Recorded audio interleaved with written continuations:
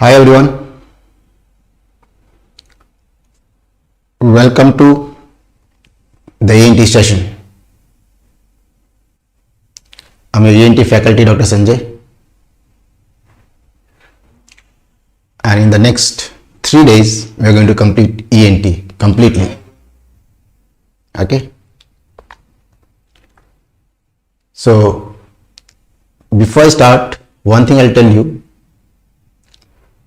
You must have got the link to the Telegram group. I'm sure you are already in the Telegram group. So I'm just watching your Telegram group. So if you have any doubts or query, don't post on YouTube. I'm not watching YouTube, so I'll not get the message. I'll not be able to answer those questions. So any question, please post on the Telegram group that you have. Okay, so in the beginning I'll start slowly,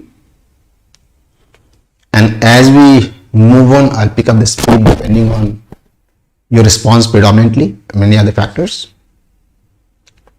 And if you have any questions or doubts, ask there and then. Don't wait, because some people have a habit of asking in the breaks. So I would suggest, or I'll welcome your feedbacks and questions while we are proceeding. Okay, I'm just wasting some time. If somebody is joining late, then for those people. So if you can hear me properly, please indicate on the Telegram group if there is any problem of audio or video, anything. Please indicate on the video. If it is okay, just give me a thumbs up or whatever, so I know that we are good to go.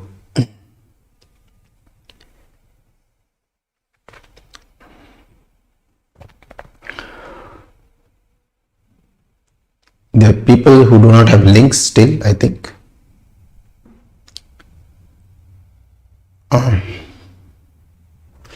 ENT has 3 parts: ear, nose, throat. The sequence that I follow, we start with ear and then throat and then nose. That's the sequence that I follow. I'll do the same thing today. Okay, good, everyone. Ear, nose and throat. So let's start with ear. If I ask you, what are the parts of ear? You'll say ear has 3 parts: external ear, middle ear, inner ear. Everybody knows that, isn't it? Ear has 3 parts: external, middle, inner. That's true. External ear is further having many parts. What are the other parts of the external ear?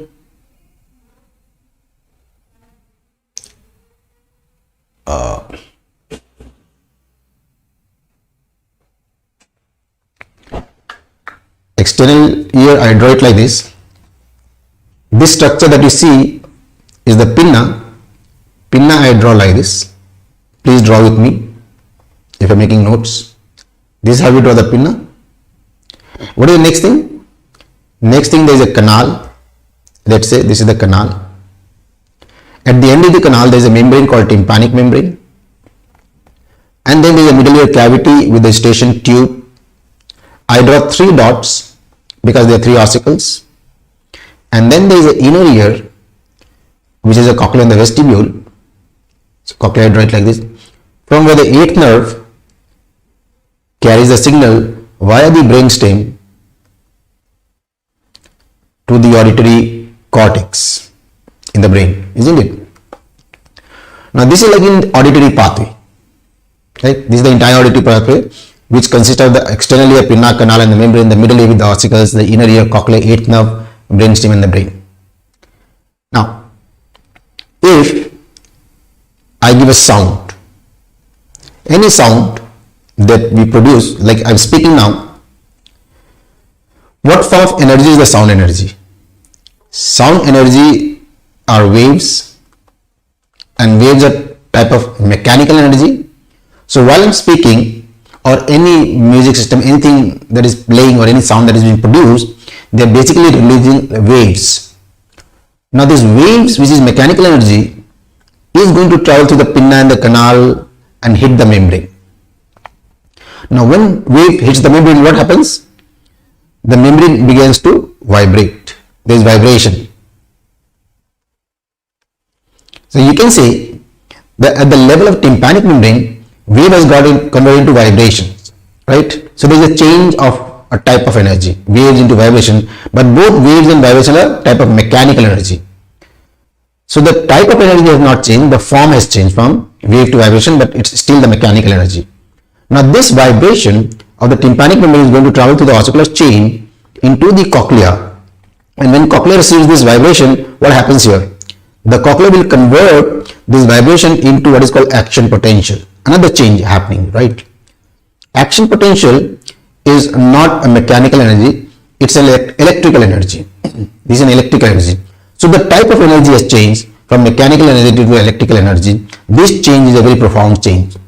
And this action potential from the cochlea is going to travel to the eighth nerve and the brainstem to the cortex in the brain.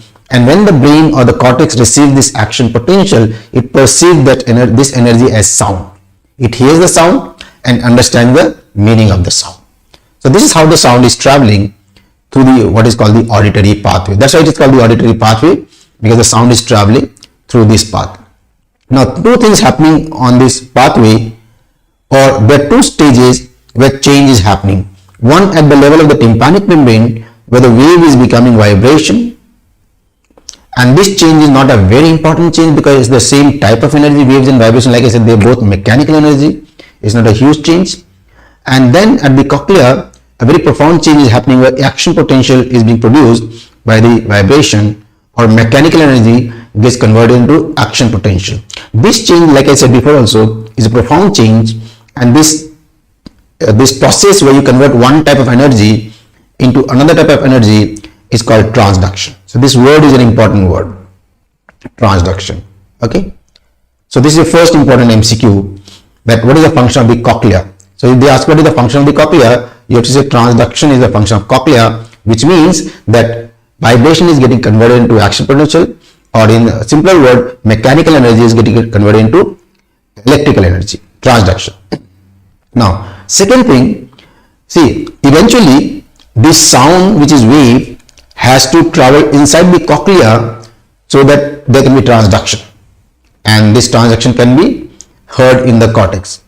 So why do we have the middle ear on the pathway? If I don't have the middle ear, look at this diagram. Suppose I remove the tympanic membrane and the ossicle, now there is no middle ear. The sound will still travel through the canal into the cochlea. So why do we have the middle ear on the pathway like an agent? What does it do? What purpose does it serve? This tympanic membrane and the ossicles, what do they do? This whole system of middle ear does what? They amplify the sound. So you can say amplification is the function of the middle ear. That means it makes the sound louder. And I'm sure you understand that if the sound is louder, people hear it better. So people will hear better if it is amplified. So this is what the middle ear is doing. It's amplifying the sound, ensuring better hearing. Okay. Now, if you read books or MCQs and they ask you which of the following is the function of the middle ear, and if you are looking for amplification, which is a correct answer, usually you will not find amplification in the choices. There is another word with a similar meaning, and that word is impedance matching. So remember this word, which means amplification for you, but actually impedance matching. So when you look for an MCQ, this will be the choices, function of the middle ear. So what we know now, two things. A, the function of the middle ear, which is impedance matching or amplification, and B, what is the function of the cochlea, inner ear, transduction. Okay. Is the audio not very clear?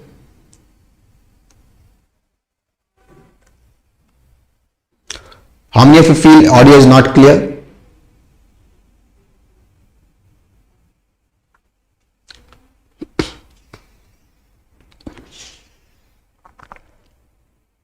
Hello, hello, hello, hello. hello, hello, hello. Just check. Sometimes when it is too loud, it might create a problem. So please let me know if the audio is okay. If there is a problem with the audio, please let me know.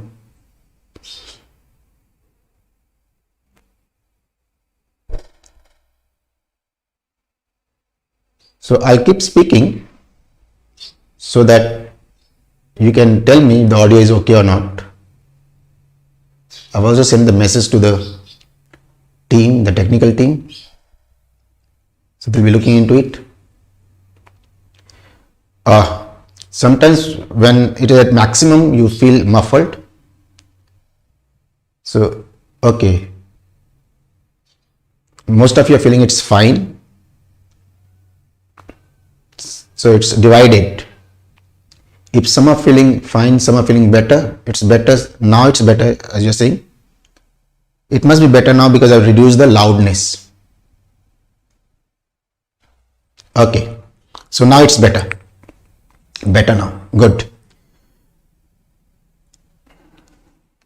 So, like I said, we know two things, very important thing. The function of the middle ear, impedance matching, the function of the cochlea, transduction. Continue the anatomy. Let us know the names of the parts. Like, what is this whole structure called? This whole thing, this one, which we commonly call the pinna, is the auricle. Auricle is the right word. It's a more biological term or technical term. So you should refer to the pinna as auricle. This whole canal, I'm sure you know, is the external auditory canal. Canal facing outward is external auditory canal. And this mouth of the canal, the entry point, also has the name. What is the name of this entry point of the canal? This one. This is called external auditory meatus. Okay, external auditory meatus. And this is your tympanic membrane. Tympanic membrane can be called meringus, membrane or meringus. And that's why we get the term like peringotomy and peringotomy. So peringotomy and peringotomy are surgery of the tympanic membrane. So you can remember this and it will help you in the exam.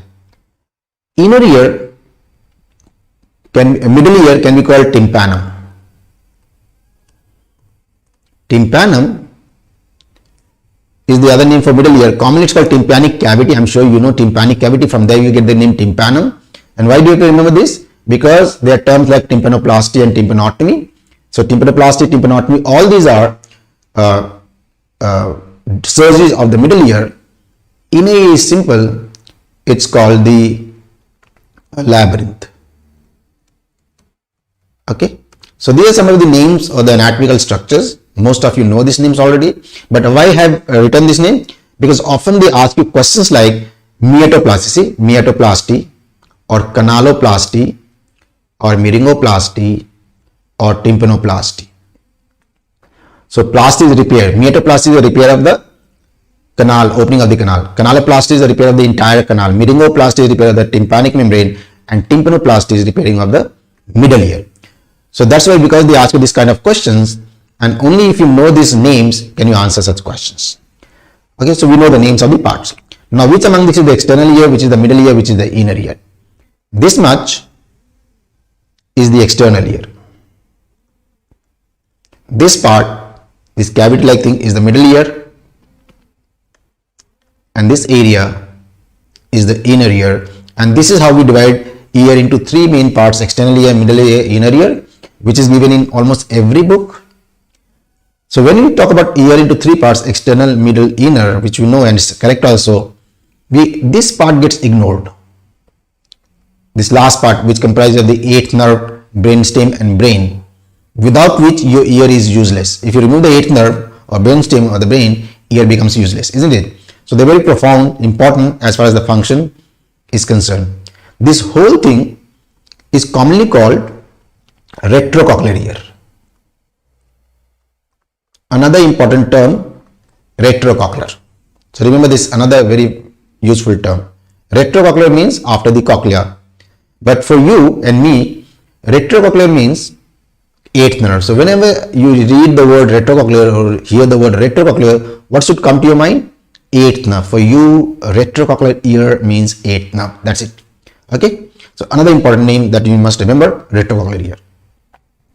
So with this background of the names of the parts of various parts of the ear, we'll discuss the anatomy of each of the part: external ear, middle ear, inner ear. If I ask you, which is the most important part as far as the anatomy is concerned, the answer is middle ear. Very, very important. Actually, everything about middle ear is very important, whether it is anatomy, physiology, diseases, surgeries, complications. Middle ear is hugely important. So throughout a discussion of ear, we are going to give more emphasis to the middle ear. We'll go talk about middle ear in a greater details. External ear and inner ear relatively are less important. So we are going to talk these two areas in a little less details or more brief. Anatomy will start with the external ear. Okay. So external ear anatomy, if I ask you, what does external ear comprise of? Look at the diagram that I have drawn. External ear comprises of the pinna, auricle, canal with the meatus, and outer surface of the tympanic membrane. Look at the tympanic membrane. Tympanic membrane lies at the border of the external ear and the middle ear, right? So if something is at the border, like in this case tympanic membrane, who does it belong to? Does it belong to the external ear? Does it belong to the middle ear? In this case, it is an easy solution. Tympanic membrane has two surfaces, the outer surface and the inner surface. The outer surface of the tympanic membrane, which is facing the external, this surface, belongs to the external ear, and the inner surface, which is this surface, which faces the middle ear, belongs to the middle ear. Okay. So once again, what does external ear comprise of? I'll say external ear comprises of pinna, canal, and the outer surface of tympanic membrane. Easy. Now we'll start with pinna, which is auricle. In auricle pinna anatomy, there are only 2 points you have to remember. A, where does pinna develop from? Development of pinna, or you can say embryology. Pinna develops on first and second branchial arch. Branchial arch, I'm sure you know, is also called pharyngeal arch, and which is a very important topic of embryology anatomy. There is a whole chapter on branchial arch in embryology or anatomy, and they discuss also in details, because questions from branchial arch system is very, very commonly asked. In fact, I'll go on to the extent of saying that pick up any question paper in the last 10 years and look at that question paper. Branchial arch will always have a question. Always. At least one question, maybe more than one question. So indirectly I'm telling you, you must read this chapter very, very properly. Almost 100% of the time you are going to get question from here. It's not a very difficult chapter. It's slightly lengthy, a lot of things to know, but not an ENT chapter. It's a anatomy or embryology, to be more precise. So read this chapter very nicely. From branchial arch in ENT, there are 3 or 4 questions they ask you. As we proceed, I'll tell you all the important ENT points from the branchial arch system. Okay, I'll tell you my part. The rest you have to know from the relevant subject. So one of them is this one, the pinna develops from first and second branchial arch. And if you have to pick one of the two, first or second, then this one is controversial. I would suggest go with the first arch. Go with the first arch. A lot of books will tell you no, second arch is better answer, but no, go with the first arch. Second question about pinna, what is pinna made up of? Pinna is made up of elastic cartilage, yellow cartilage, which is easy, except, this is important, which is the part of the pinna that does not have the cartilage is a very, very important point. So any idea? There are 2 parts of the pinna which do not have cartilage. One is lobule and the other is incisura terminalis.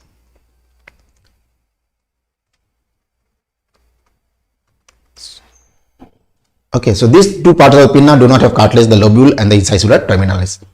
Now you can ignore the lobule, they don't ask you lobule. What they ask in the exam is about incisura terminalis, very, very important name. Now look at this diagram, we all know which one is the lobule. If I ask you where is the lobule, almost 100% of the people will be able to point out the lobule, which is this area. And we also know that when you feel the lobule with your hand, with your fingers, it feels very soft, and that's because there is no cartilage here. And like I said, this is less important. What is more important is the other name, which is incisura terminalis. So in this diagram, which is the incisura terminalis? See, I've left a gap here. This gap above the tragus, you know there is a tragus here. Just if you follow the tragus upwards, before the helix starts, that round thing is called helix, there will be a gap. You can try this on your pinna. This gap is because there is no cartilage. It has a name, incisura terminalis, like I said. Okay, so these two names that you must remember as far as pinna is concerned. Now I told you that when they ask you this question that which part of the pinna does not have the cartilage, usually they are looking for incisura terminalis as the choice, not lobule. Why? Why is it so? Because incisura terminalis has a clinical importance, or to be more precise, it has a surgical importance. One of the questions they ask is, what is the surgical approach to the middle ear? What does it mean, surgical approach? Meaning, if you want to do surgery of the middle ear, through which routes or routes can you enter the middle ear? There are three surgical approaches, or commonly used surgical approach to the middle ear. One is called post-oral approach. See, the name tells you post-oral means behind the auricle or pinna. Transmeatal approach. You know what is meatus? The opening of the canal is called meatus. Through that meatus, transmeatal. And end-oral approach. End-oral is in front of the pinna, right? Now each of them has a incision, has a name. The names of the incisions are important. What is the post-oral incision also called? It's called Wild incision. Wild's incision. Transmeatal incision is called Rosen's incision. These are the name of the incisions. And end-oral incision is called Lampert incision. That means three routes, Lampert 1 and Lampert 2 it's called. So three routes or routes and three incisions. You have to know this. Okay, which one is which incision. Okay, and which of the incision passes to the incisura terminalis? Lampert's passes to the incisura terminalis. So that's why this name is important, because the incision, while end-oral approach, passes to the incisura terminalis. Is it a common approach? The answer is no. This is the least commonly used approach out of the three. I've named them in the sequence in which they are used. The top one, wild incision, is the most commonly used approach. Transmeatal is the second most commonly used approach, and end-oral is the least commonly used approach. So wild incision is the best approach. It has all the advantages. So this much about pinna anatomy, that's all. And then we talk about external auditory canal, EAC canal with external auditory meatus, because meatus is also a part of the external auditory canal. It's like a door of the canal. I told you already, isn't it? Now first I'll tell you the regular points, and then I'll tell you the more important ones. The regular points of the canal is the length. What is the length of the canal? It's 24 millimeters long. Then what is it made up of? Outer 1/3 is made up of cartilage, and inner 2/3 is bony. Outer 1/3 is made up of cartilage, inner 2/3 is made up of bone. Now if you look at this diagram that I've drawn, if you split this canal into two parts by drawing a line through it like this, then this outer part, this part is the cartilage part. Actually, this whole thing is cartilage. Pinna is also cartilage, and the adjoining part of the canal is also cartilage.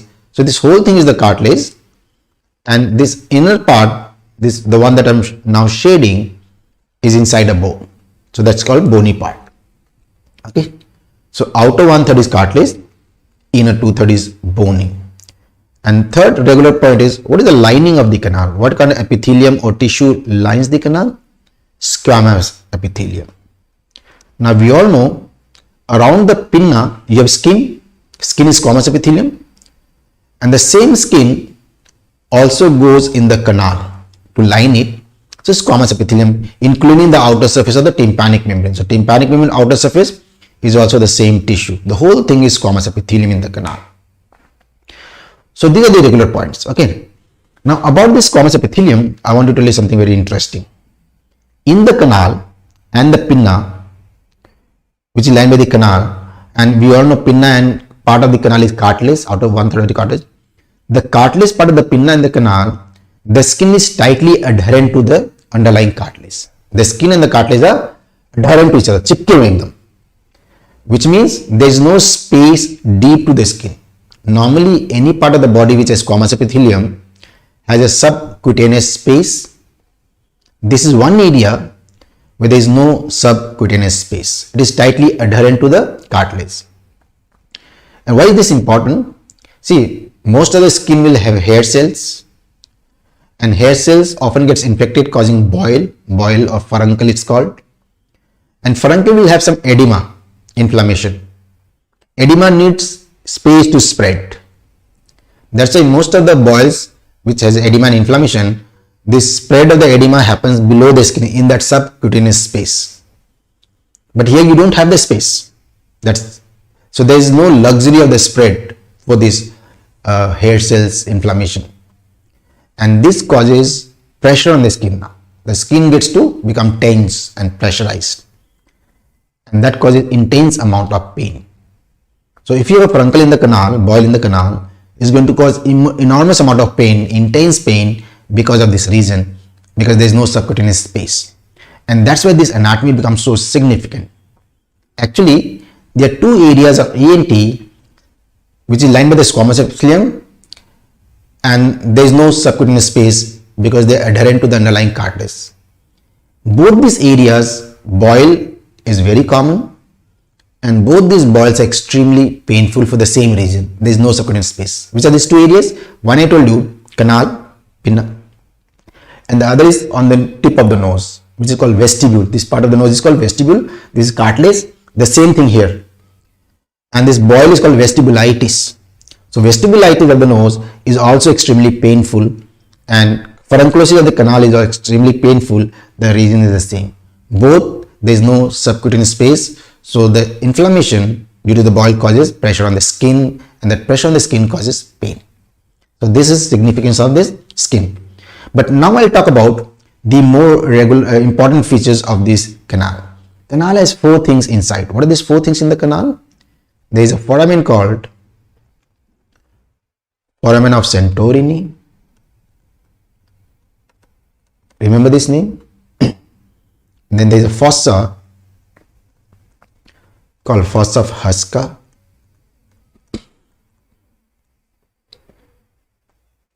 And I just told you they are hair cells. And this is the one that causes that furunculosis and pain in the canal. And glands.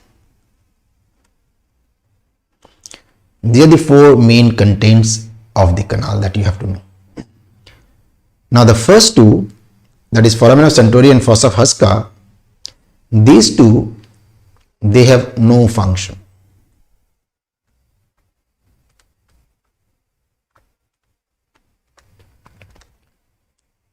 So functionally they are not important, but they have a very important clinical significance, especially the foramen of Santorini. What is the clinical significance of foramen of Santorini? See, from the name you understand, they are foramen or gap in the wall of the canal. These are the gap in the wall of the canal like this. So if this is your canal, there are gaps like this, 2 or 3, and they are called fissure of Santorini, foramen of Santorini. The significance is, if somebody has an infection in the canal, infection in the canal is called otitis externa. We'll discuss this towards the end of the day. Otitis externa. So this pathogen can come out of this foramen easily and infect the neighboring structures. That's why in the infection of the external auditory canal, inflammation of the neighboring structure is pretty common, because the infection can come out through these foramens. And what are the structures that get infected in this? Two important structures that get infected in otitis externa. One is parotid gland, parotitis, and the second is the bone of the skull base called skull base osteitis. These two things are commonly infected. Parotitis. So the question they ask is, why is parotitis very common in a patient of otitis externa? This was a question asked. Why is parotitis common in a patient of otitis externa? And the answer is due to foramen of centurion. Now, then we come to hair follicle and the glands. These two have a very important function. Protection of the canal. And protection is always an important function, isn't it? It protects the canal from who? From the pathogens and the dust particle in the air. Canal is always open. The air is moving in and out freely, and this air carries a lot of pathogens and dust. You need protection against that, right?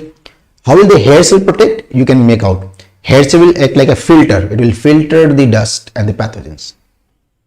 But the other one is more important. How do the glands protect? That's a very important. Gland protects via their secretions, and the secretions of these glands have antiseptic property, and therefore they can kill the pathogens. And from here there are 2 or 3 very important MCQs. So what type of glands are there? What are the secretions? And what do they do? All these types of questions we'll do in the next 5 minutes. So very important point coming up. 2 types of glands in the canal. Sebaceous and apocrine. So this is your first MCQ. Which are the types of glands in the canal? Sebaceous and apocrine. Important.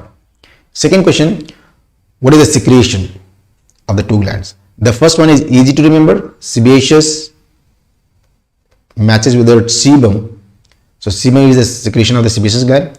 The name matches, easy to remember. Apocrine gland secretes cerumen. That's why apocrine gland is a type of ceruminous gland bolte हैं इसको. And like I said, these two have antiseptic property. And that's how they protect us. But the larger point is that these 2 secretions are always present in the canal. So that's why when you put a finger in the canal, it feels wet or moist. So that moisture in the canal is actually this secretion. It's not a bad thing. It's antiseptic actually. Now you realize or you understand, canal will always have dust. It's an open thing. So dust is moving in and out. No matter how much filtering you do, some amount of dust is bound to be there. And there's one more thing in the canal. 4th thing. What is that 4th thing? What is the lining of the canal? I told you skin, squamous epithelium, like rest of the body.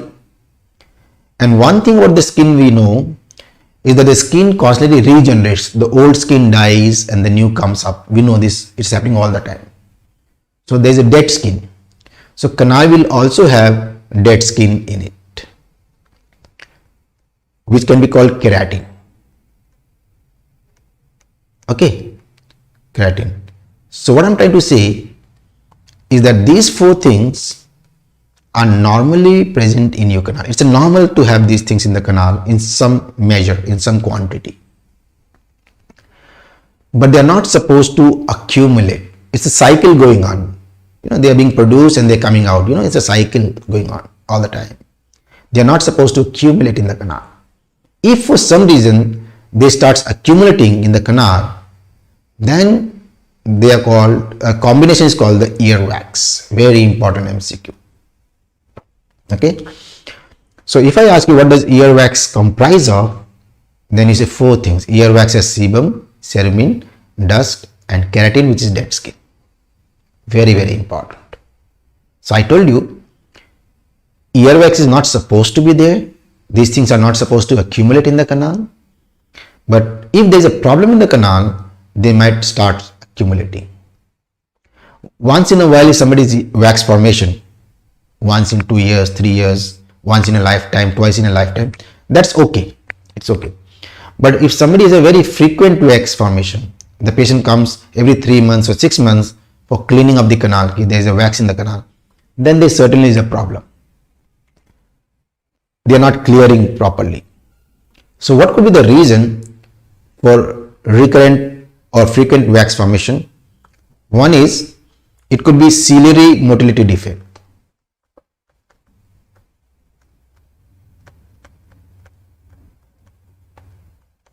That means, who is clearing the wax normally? The wax is cleared by the ciliary movement in the canal. One of the things that helps you clean the wax is ciliary movement. So maybe the ciliary motility defect is there, some kind of syndrome like Carter-Gayner syndrome, other things, which is preventing the wax from clearing. This could be the one cause. Second cause could be anatomical defect. Means maybe the meatus is very narrow or the canal is very wide. The angle is not correct. So it's not able to come out properly. So anatomical defect may be there. And third is habits. A lot of people have habits of putting earbuds in the canal. They'll keep on putting the earbud in the canal and the bud does not allow the wax to come out. If you put the earbud too frequently, it will not allow it to come out. So these are the three causes, common causes of recurrent and common wax formation. So too much of wax formation is not a good thing. There is an underlying problem. What do you do now? You have to bring out the wax. How do you bring out the wax? One of the most common thing that we do to bring out the wax or remove the wax is syringing. Now syringing is not the only method for removing the wax. There are other things you can do, but syringing is one of a very common thing that we do to remove the wax. And we all know what is the meaning of syringing. We take saline, normal saline, even water in a syringe and we flush the canal basically. It's flushing the canal. So when you flush the canal with saline, the saline goes in the canal, hits the membrane and comes out. So when it's coming out, it brings anything. Anything means whatever is the canal, like wax or foreign body. So basically, these are the common indications for syringing, wax and foreign body, and anything in the canal if you want to remove, you can do syringing. Okay, which is a very simple procedure. We all know that syringing is, what do you have to do in syringing? Just take saline in a syringe and flush the canal, whatever is there will come out. But it's not that simple after all. There are few points you have to keep in mind while syringing, the point that they ask in the exam. Number one, the temperature of the saline that we use. Can we just take syringe, saline or water from a bottle and start syringing? The answer is no. The temperature has to be particular. Any idea what is the temperature of the water that we use for syringing? Anybody knows the answer? It's same as body temperature. Remember this, same as body temperature, which is around 37 degree. Approximately, they have got, isn't it? So you have to ensure that the temperature is this one and only then syringe. Otherwise, what will happen? Will it not come out? Bahut thanda will not come out, too much of cold. Otherwise, it will stimulate, the temperature will stimulate something called lateral semicircular canal, LSCC. LSCC means lateral semicircular canal. We'll talk about these canals later on, you'll know more about them. But if you stimulate the lateral canal, what happens to the patient? The patient begins to have vertigo. The head starts spinning and nystagmus. Correct, guys. Correct. Amisha Reddy and Yaswant, absolutely correct. And vertigo can be very dangerous. That's why you have to ensure that the temperature is the right one. Now, this other thing it can happen. It may stimulate or irritate Arnold's nerve. I'm sure you all know canal has a Arnold's nerve, which is a branch of vagus, 10th nerve. So this nerve is lining the canal wall. Now this might get irritated because of the touch and the syringing and all that. Now Arnold's is a branch of the vagus, and vagus supplies two very important structures out of many. It supplies the larynx. The entire larynx is vagus. We'll discuss this tomorrow in details. and also the heart. We all know heart is supplied by vagus. So through this irritation of the canal, through the vagus nerve, these two structures might get stimulated, the larynx and the heart. If larynx gets stimulated, the patient starts coughing. And it's a very common thing. If you syringe somebody's canal, you'll see a lot of people, they start coughing. Why? Arnold's is getting stimulated, vagus is getting stimulated. But if heart gets stimulated, there's decrease in the heart rate. Bradycardia starts. Bradycardia ho jata hai. Now if bradycardia is too much, the blood supply is hampered, compromised. And if the blood supply, the brain is compromised, it may lead to syncope. Right, this can happen, syncope, due to vagus. So a simple thing like syringing can cause three problems. It may cause vertigo, may cause coughing, it may cause syncope. Right? The cause is different. Vertigo is due to temperature defect and syncope and cough is due to irritation of the vagus. So you have to know what causes which are the two. Now cough is not dangerous, but vertigo and syncope both can be a dangerous thing if you are not careful, isn't it? So see, a simple act like syringing should not be taken lightly. It has implications. You understand that, right? That's why syringing is very, very important. And the last thing about syringing you have to know, which is actually the most important MCQ from syringing. I'm sure you know that when you start syringing, you have to make the canal straight. Canal is S-shaped, right? So how to make the canal straight? By pulling the pinna in which direction? Very important MCQ. Pinna is pulled upwards, backwards, and outwards. Actually, in this screen that you see this slide, this is your most important MCQ. In which direction should you pull the pinna? Upwards, backwards, and outward. Okay.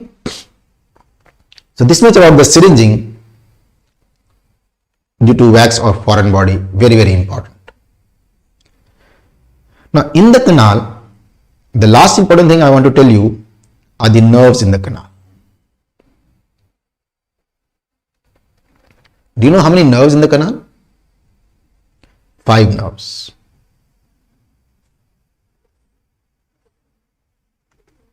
And whenever you have to read 5 names, they become important MCQ. 3 or more names is always a potential question. Keep this in mind. 3 or more names, 5 is very important MCQ. And remembering 5 names is never an easy thing, isn't it? So one of the tricks is, remember that 3 out of 5 are branches of cranial nerve. The cranial nerve branches. So where do the rest come from? The rest come from cervical plexus. Keep this in mind. Some from cranial nerve, some from cervical plexus. Second trick is that the 3 from the cranial nerve, they all start with the letter A. Now we have 3 A's. Amar, Akbar, Antony. A. And the 2 from the cervical plexus, one of them is greater, the other is opposite, lesser. Okay, so these are the tricks. Which is the first A? You know this. Arnold's. I just discussed this. A branch of vagus, 10th nerve, isn't it? And this is the most popular nerve in the canal, and you know why. It can cause coughing and bradycardia and syncope and all that during syringing. The second very important name is auriculotemporal.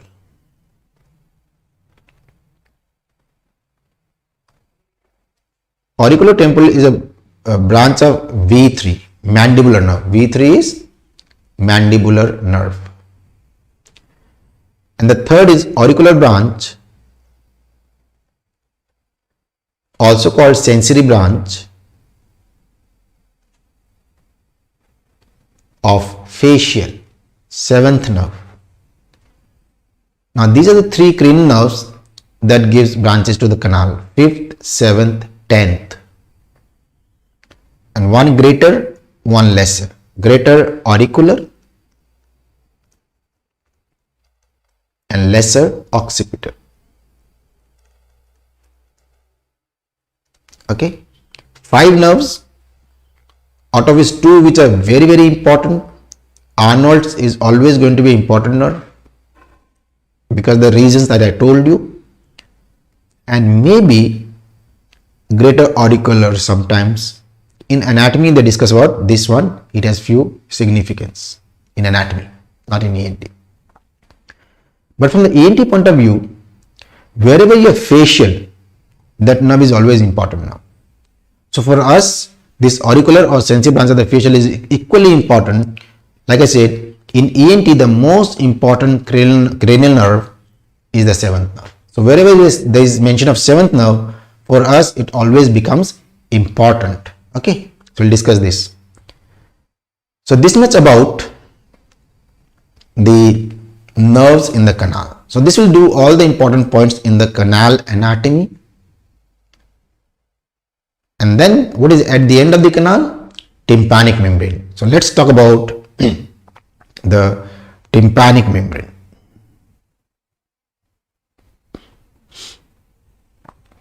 Once again, this is how the actual tympanic membrane looks like on otoscopic examination. Once again, I will first tell you the regular points and then if there are some special points that you have to know. Regular points like the shape of the membrane, color, thickness, area, angle, landmarks. These are some of the regular points of the tympanic membrane. You should know them, but usually they don't ask you, but still basic things you have to know. So the shape is described as oval shape. The color is a controversial question, but pearly white undoubtedly is the best answer. Pearly white, moti jaisa, pearl is moti jaisa, pearly white. Gray is an accepted answer, but it is never the best answer. Gray is never the best answer. Thickness is 0.1 millimeter. Area, now this one is a little more tricky. Area, there are two things, whether it is total area or effective area. We understand the meaning of total area, the entire membrane is 85 to 90 millimeters square. This is the total area. What is the function of the tympanic membrane? It has to vibrate, isn't it, to produce hearing. Does the entire membrane vibrate? The answer is no. The part that vibrates is effective, and the effective is 45 to 55 millimeters square, which is about 60% of the whole thing. So 1/3 to 40% of the tympanic membrane does not vibrate to produce sound. Angle. Now the tympanic membrane is not standing vertically straight. It's angled at 55 degrees to the floor. Angulation is 55 degrees. And now comes a very important point, landmarks. There are 4 landmarks to the tympanic membrane. Handle of Malleus. We'll talk about all this as we proceed. Right now, I'm just giving you the name. So just keep the names, you'll know more about this. Handle of Malleus, lateral process of Malleus. They're all part of Malleus. These two are very, very important. Less importantly, umbo and cone of light. Okay. So these are the landmarks, and this whole thing that you see are important, but not very significant nowadays. You have to know this, but usually these things are not asked commonly in the exam nowadays. What they ask you, we'll discuss after this. But before that, look at this image of the tympanic membrane that you see. Now tell me, what is the rim of the tympanic membrane called? This boundary of the membrane called? The boundary of the tympanic membrane is annulus. What is this structure? This thing that you see.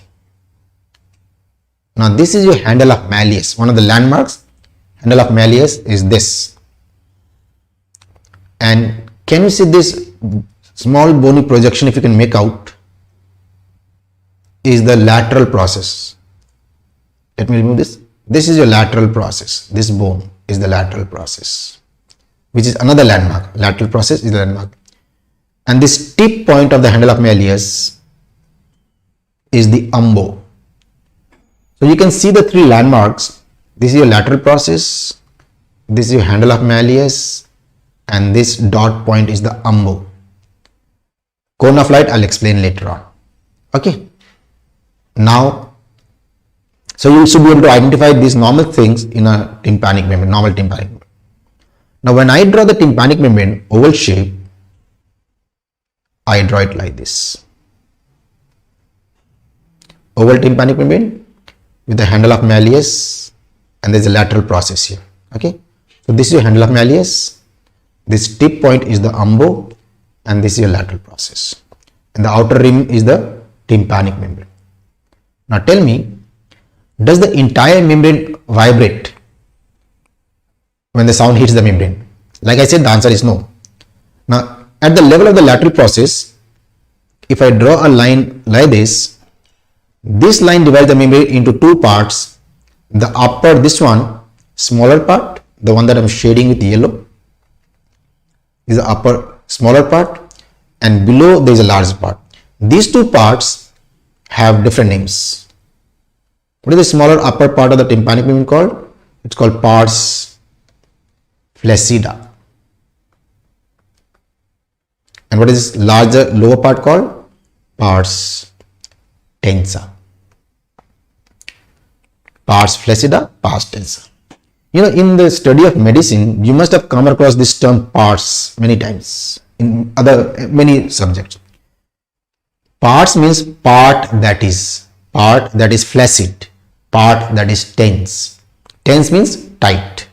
So this part of the tympanic membrane looks very tight or tense, so pars tensa. The upper smaller, the one which is shaded with yellow, looks very loose. Loose is flaccid, part that is loose, flaccid. The anatomy of the two areas is different, that's why they look tight and loose, right? Now the flaccida is also called Sharp-Nails membrane. Sharp-Nails membrane. This has been asked in the past as an MCQ. If they want to ask a very simple question, they can ask you which of the following is also called Sharp-Nails membrane. Pars flaccida is also called sharp. Remember this, very important, right? Now this part does not vibrate, so it does not help you in hearing. Pars tensa is the only part that vibrates for hearing. But does the entire pars tensa vibrate? The answer is no. This rim point cannot vibrate, the annulus area, because this is attached to the wall of the canal. The part which is attached cannot vibrate. Can the center vibrate? This area. This also cannot vibrate properly, because there is an ossicle here, bone. Bones are very heavy. Heavy areas cannot vibrate. So the pars flaccida does not vibrate, the rim does not vibrate, the center does not vibrate. So which is the part that vibrates maximum? I can say is this part of the membrane which vibrates maximum. This part, which I'm shading with red or purple, whatever it appears in your screen. This part is called the peripheral part. So if they ask you which is the part of the tympanic membrane that vibrates maximum, you will say peripheral part. That's your answer. Peripheral part vibrates the maximum. Remember this. And this is the effective area. When we discuss the effective area, we mean this part. Okay, so remember this. Now second point, we have divided the membrane into two parts, pars flaccida, pars tensa. Tensa is divided into four parts again, by drawing a cross like this. If you can see my hands, cross, with the center of the cross at the elbow, umbo. That means through the handle of Malleus, if I draw a vertical line passing through the umbo like this, as you can see on the screen, and a right angle to this at the umbo like this.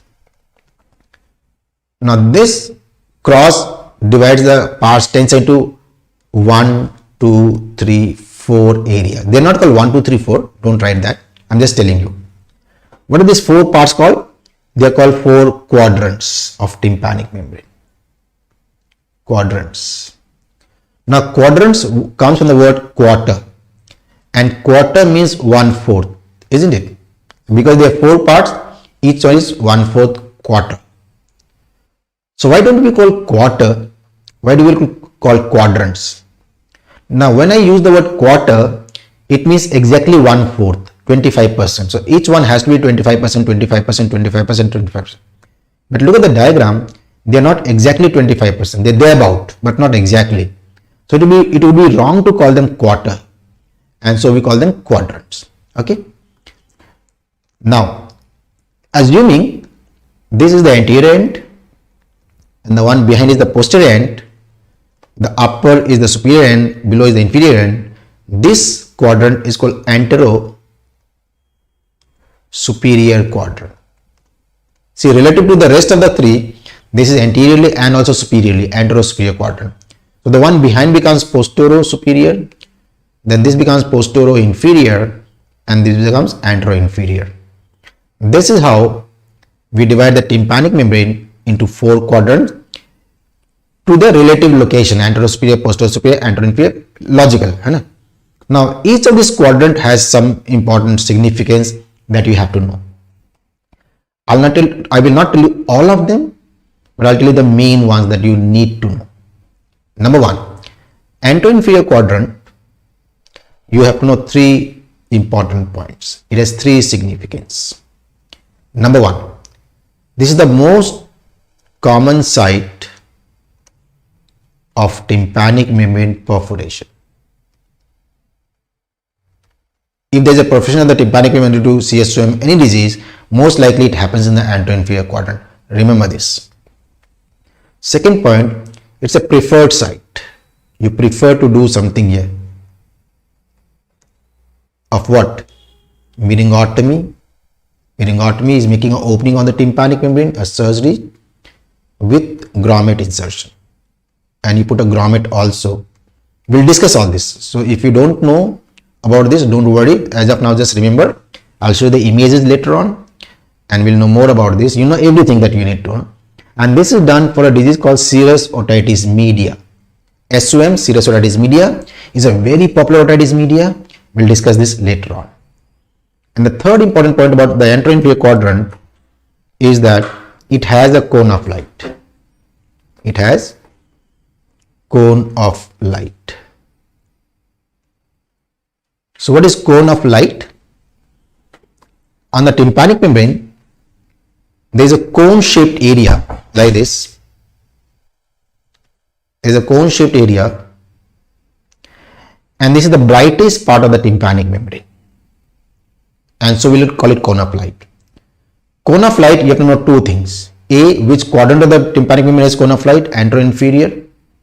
And B, you know it's one of the landmarks of tympanic membrane. We know this, isn't it? Cone of light, right? So these are the 3 points about antero-inferior quadrant. Now posterior-inferior quadrant, this one, the one exactly opposite, only one significant point. This is a preferred site for what? Preferred site of peringotomy without grommet. So if you only want to do peringotomy and do not want to put a grommet, then we do in the posterior-inferior quadrant, and this is done in ASOM, acute suppurative otitis media. So see, peringotomy in different diseases, different site. Peringotomy in ASOM, we do without grommet, posterior-inferior, and peringotomy in SOM is with grommet, antero-inferior. So that's very important. And one point about posterior-superior quadrant, this one. Posterior-superior quadrant, is the most common site of traumatic perforation?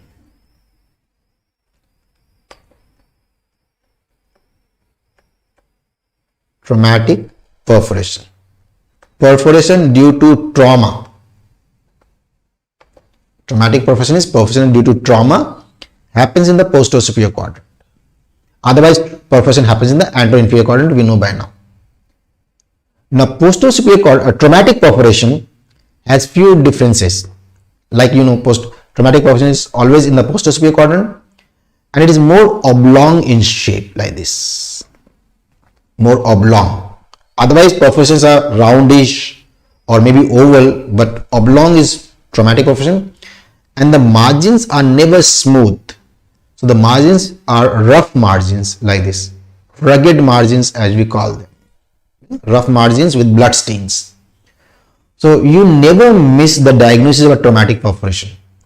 They are usually in the posterior superior quadrant, they are rough margins with blood stains, and the shape is oblong, sometimes triangular, some books call.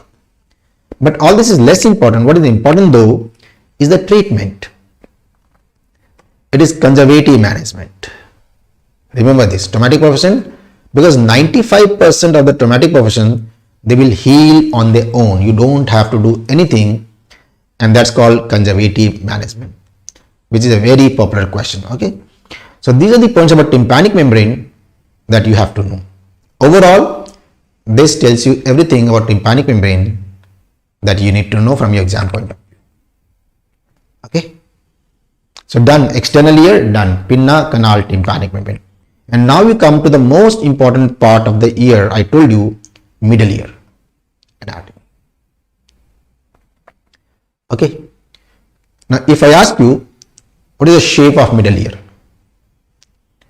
this depends on the view. Are you looking at the middle ear from the front? See, if I cut the ear cornally like this, if I cut my ear like this cornally and look from the front, it's AP view, corner section.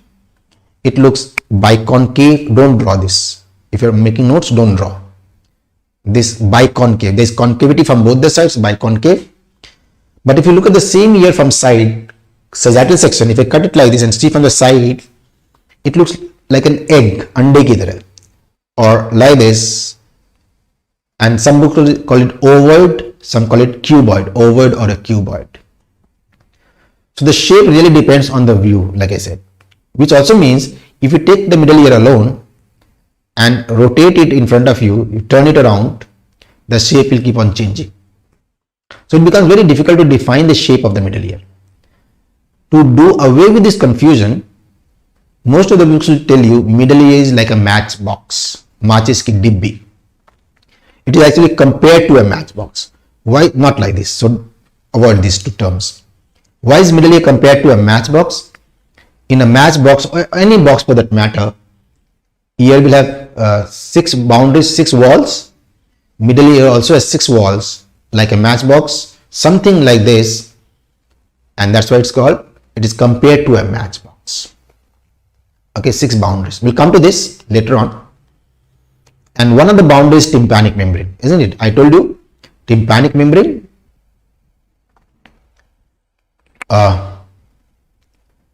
is belonging to external ear as well as middle ear. It's the border. So one of the boundaries is tympanic membrane. Do you know how many layers tympanic membrane has? Tympanic membrane has 3 layers. So we cut the tympanic membrane and look at the tympanic membrane from the side, 3 layers. Let's say this is the outer layer, this is the middle layer, and this is the inner layer. And the total thickness is 0.1 millimeter. We know the thickness of the tympanic membrane is 0. Total thickness is. Now there is no gap. I have drawn the gap between the layers so that you can appreciate there is a difference, but actually they are all touching, almost merging to look like a single layer. Now the middle layer is small, and this area which has only 2 layers is the pars flaccida, and this area which has 3 layers is the pars tensa. Remember I told you pars tensa and pars flaccida, they look tight and loose because the anatomy is different. What is the difference in the anatomy? This is the only difference. The middle layer is absent in the pars flaccida, which is a fibrous layer. But in this diagram, if I draw the external ear, this is like this, pinna, And let's say this is the middle ear and this is the inner ear, or this is the inner ear. Okay, something like this with the cochlea and all that. So now this begins to look like a first diagram that I draw. And in the middle ear, I have to draw three ossicles: malleus, incus, stapes. First one is malleus, second one is incus, third is stapes. Now, where is the handle of malleus? Where should I draw the handle of malleus? Look at this diagram. Should I draw it here where I'm written 1, or at the 2, or 3, or 4? Should I draw the malleus outside the middle ear, 1, or inside the middle ear, 4, or between the first and the second layer, 2, or between the second and the third layer, 3? The handle of malleus, the ideal location, if I have to draw it, should be here, 3. This is where the handle of malleus is located, between the inner and the middle layer of tympanic membrane. That means if I draw the handle of malleus, it should be here. This is the handle of malleus, and this tip is the umbo. Okay, 3, correct, Dr. R. Then there is a lateral process like this, and then there is a neck, and there is a head of malleus. So this is how the malleus can be drawn. Umbo, this one is handle of malleus. This is the lateral process, because it is, see, directed laterally, it is going outwards laterally, is lateral process. And you know that these are the 3 landmarks of the tympanic membrane. Also we know this, they are within the membrane, all the 3, therefore they are the landmarks. This is called the neck of the malleus, and this one is the head of malleus. In the malleus, you have to know these 5 points: head, neck, lateral process, handle, umbo. Okay. Now, this is going to form joint. I'm going to remove the name with the second ossicle, incus. How should I draw incus? There's a body of incus which is forming the joint with the head of malleus. So let's say this is the body of incus. There is a long process of incus. There is a short process of incus. So this is the body of incus, body. Let's say this is the long process, and this is a short process.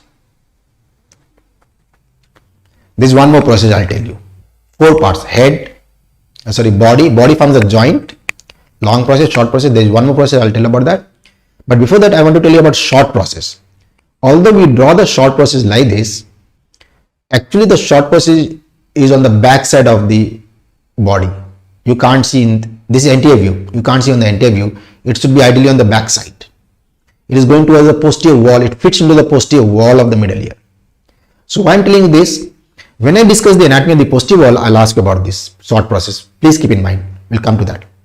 But I tell you there is one more process which is very important. At the end of the long process, there is a small process here. This one. Any idea what is the name? If you know the name, please write. It's called the lenticular process. Now, why is lenticular process important? Because it is the lenticular process that forms the joint with the third ossicle, which is stapes. Okay. And what are the parts of the stapes? I'm sure you know stapes has a head and the neck. So the head is like this, which forms the joint. Then there is a neck like this. So you can see the head and the neck of the stapes, and you can also appreciate that the head is the one that is forming the joint with the lenticular process. What is the next thing in the stapes? The next thing in the stapes is crura. Crura means curved bone, almost sheath-shaped bone like this. Curved bone. So there is a curved bone, crura, anterior and posterior crura like this. Okay. So you can see the head, the neck, the crura together. What you see is called the suprastructure. This part is called suprastructure of the stapes. This is not the entire stapes. This is just the suprastructure of the stapes, head, neck and crura. The stapes completes when you add the foot plate to it. So at the end of the stapes, is a foot plate. This one is a foot plate, and that makes a complete stay-piece. So this is the foot plate, which fits into the old window. I'm sure we all know this. Foot plate will go and fit into the old window, and we know this. Okay. So this is how the three ossicular chain are arranged. They are called ossicular chain, and as you know, they are used for amplification of the sound. I will come to this diagram, but before that, I'll come to this. Before that, this is how you can show the ossicles. You can see the tympanic membrane. This is your malleus, this is your incus, this is stapes, and this is the foot plate, isn't it? Now, I don't have to tell you the function of this ossicular chain. You know the function: amplification or impedance matching, whichever you want to prefer is okay. But like I said, in the exam, if they ask you, they'll use the word impedance matching. Now, I want to tell you two things from here. A, where do they develop from? Malleus and incus, the first two ossicles, they come from first branchial arch. BA is branchial arch, and the suprastructure of the stapes, only the suprastructure, comes from the second branchial arch, not the foot plate. Where does the foot plate develop from is a very popular MCQ. Let's see how many of you know this. If you know this answer, where does the foot plate of the stapes develop from, please write in the comment. Let's see how many of you know where does the foot plate of the stapes develops. Once again, I'll remind you that anything that you want to comment, write, question, doubts, please do so on this DBMCI RB Post-Intern 2023 Telegram group. Don't write in the YouTube. I'm not watching that. I'm looking at the Telegram group. So whatever you write there, I know. If you are making any comment in the YouTube, I will not know that. So please refrain from making comment in the YouTube. I will not know if you want me to answer the question. So we have Amisha already getting it correct. SS, I don't know who getting correct. Yeah, OT capsule, very, very important. Absolutely spot on, guys. Good. Thumbs up. RN, SS, Amisha, absolutely fine. So this is one thing. Foot plate of the stapes is a very important MCQ. Where does it develop from? The second thing is there are two joints now. See, this is one joint which is between malleus and incus, incudomalleolar joint, and this another joint between the incus and the stapes, incudostapedial joint. And we all know joints have types, and this is what they ask you: what type of joints are these two? So tell me what type of joint is the incudomalleolar joint? The first one, it's called a saddle type of synovial joint. Saddle joint, which is a type of synovial joint. And the second one is very, very important between the incus and the stapes. Incudostapedial is a ball and socket. Another synovial joint. So both are subtypes of synovial joints, but ball and socket is a very, very important MCQ. Okay. Now these are the points about the ossicles that you have to know, besides the function which you know already. Okay. Now let us come back to our diagram. This one. Okay. Now see, I've drawn this diagram for two reasons. If I told you tympanic membrane has three layers, but they don't look like three layers. They'll appear like a single layer, isn't it? You can't see the boundary. So if I draw the tympanic membrane as a single layer, I might as well draw it like this. It's not straight, it is curved like this. And this is the roof of the ear. This is the floor with the station tube. And this is the inner wall. This is your middle ear. See, biconcave. Remember why is middle ear called biconcave or an AP view? This is how the middle ear looks like, and therefore it is called biconcave. Inner wall of the middle ear, this one, there is a bulge inward, and this bulge has a name. It's called promontory. We'll discuss this later also. Just keep in mind, promontory is a bulge, and because of the promontory and the fact that the tympanic membrane is not straight, it is bulging inward, it gives a biconcave shape, biconcave cavity as we call it. Okay. Appreciate that tympanic membrane is normally touching only the first ossicle malleus.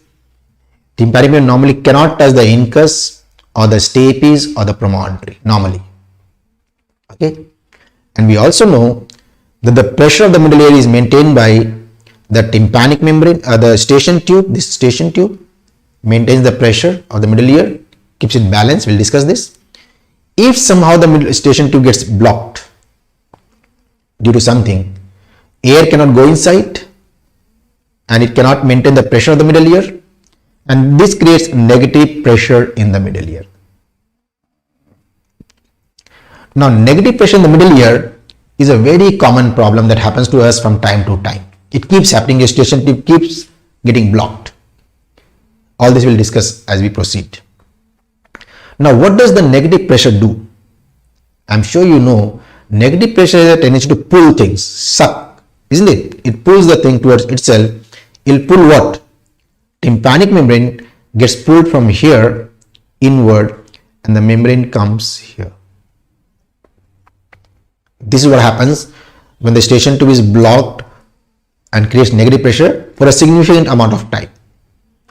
Now, this procedure, this happening of the tympanic membrane is called retraction of tympanic membrane. I'm writing here, retraction of tympanic membrane,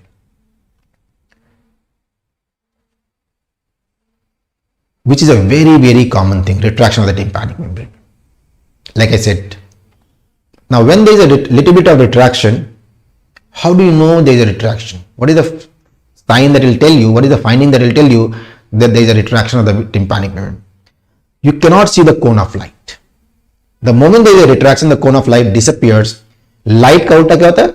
When you say bright day, day है ना, bright day. When there is a cloudy day, we call it a dull day, dull. So we will have a dull tympanic membrane. When I say dull tympanic membrane, the meaning is there is a loss of cone of light. You can't see the cone of light. But the significance is that the tympanic membrane is now retracted.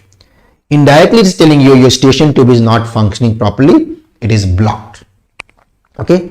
So this is the information that cone of light gives you. If you cannot see the cone of light, it's called dull tympanic membrane. It's retracted tympanic membrane. Your station tube is blocked. If you correct the tympanic membrane or station tube, if you open it up, the pressure will equalize, normalize, that membrane will come back to its normal pressure. That will, it will normalize. But if you cannot treat, or if you do not treat for whatever reason, if the patient does not get the treatment, then what will happen? In few days time, there will be more retraction because there is more negative pressure and the tympanic membrane will get retracted more severely. And it may come here like this. See, it has become more severe retraction. Now, please note, I'm deliberately doing like this. Look at this first retraction that I've drawn. Although the tympanic membrane is retracted in this particular diagram, it is still not touching this incus or the stapes or the promontory, though it is retracted. This is called grade 1 retraction. But if it is more severe, it is getting more retraction, it becomes grade 2, where it comes like this. Now see, it is touching the incus, maybe stapes also, but not the promontory. So it is touching the incus, stapes, but not the promontory, is grade 2. But if you don't treat in later on, it will become grade 3, where it touches the promontory like this. Okay. So this is how the retraction keeps on becoming more and more severe, and the grade becomes from 1 to grade 2, then grade 3, and there's grade 4 also. So I've drawn this diagram so that you understand and you don't have to mug up the gradings of tympanic membrane, which is a very important MCQ. So question number 1, let me remove this inner ear. Question number 1, who did the grading of the tympanic membrane retraction to 4 grades? The name is said. Now this name has been asked in the exam in the past, so don't ignore this name. Said is the name of the person who graded the tympanic membrane retraction to 4 grades. What is grade 1? As I just said, in grade 1, it is retracted not up to incus. This is what I explained. It is retracted but not up to incus. In grade 2, it touches incus or stapes or both, but not, this not is very important, promontory, not promontory. Because if it goes to promontory, it is grade 3. In grade 3, it will touch promontory. This is what I explained, and it's very easy to remember. Don't forget this. What happens in grade 4 though? In grade 3, it's just touching the promontory. In grade 4, it is adherent onto promontory. Adherent onto promontory is grade 4. चिपक जाना. In grade 3, touching, grade 4, चिपक जाता है. So it's very easy to remember actually, especially because I've explained to you with this diagram, and this was my primary purpose of drawing this diagram. Now, if you can remember all the 4 grades, which is very easy to remember, I'm sure you understand, that's the best. Otherwise, you must remember grade 2 always. Grade 2 is the one they ask you in the exam all the time. What is grade 2 retraction? When it touches the incus or stapes but not the promontory, it's grade 2. Okay. So this particular diagram. So this was the one reason I used this diagram. The second thing, I want to talk about something else. 1 second.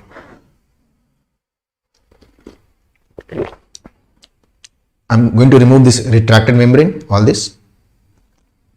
You can draw another diagram if you wish to, or you can use the same diagram if you think it will not become too much of khichdi, hodgepodge. Now look at the neck of malleus, and I'm sure you understand, I told you already actually, that this part of the tympanic membrane is pars flaccida. Isn't it? Pars flaccida.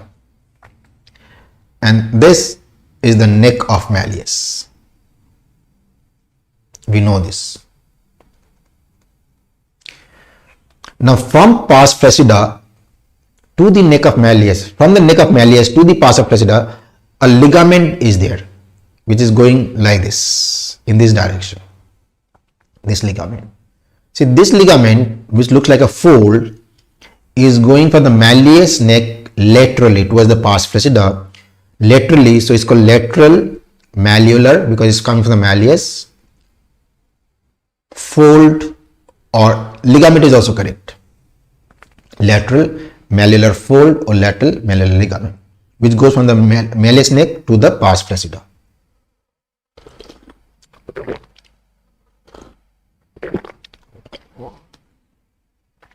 So I've written 3 names in this diagram. One is this one, lateral malleolar fold. Second is this one, neck of malleus, and third is this one, pars flaccida. Now, if you have noticed, between these 3, there is a space. This space that I am shading with yellow, and this space has a name. It's a very popular space. It has a name. Most of you know the name, I'm sure. It's called what? Anybody who knows the name, please write. It's called Prusac space.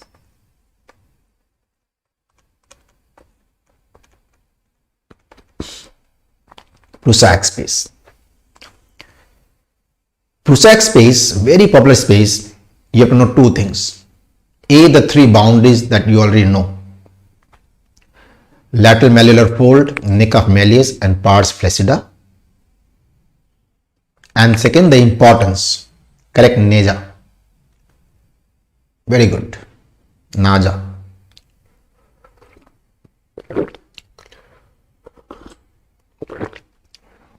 This is the most common site of colostoma formation.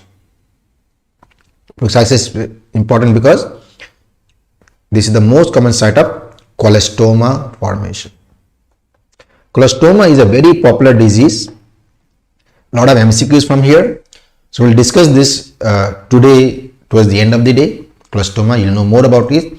So when we discuss colostoma, I'll ask you which is the most common site. You must be able to tell me Prusac space is the most common site. Okay, done. So these are the 2 things I drawn this diagram for. A, Prusac space, and B, retraction, so that you don't have to mug up. You know this, you can remember this.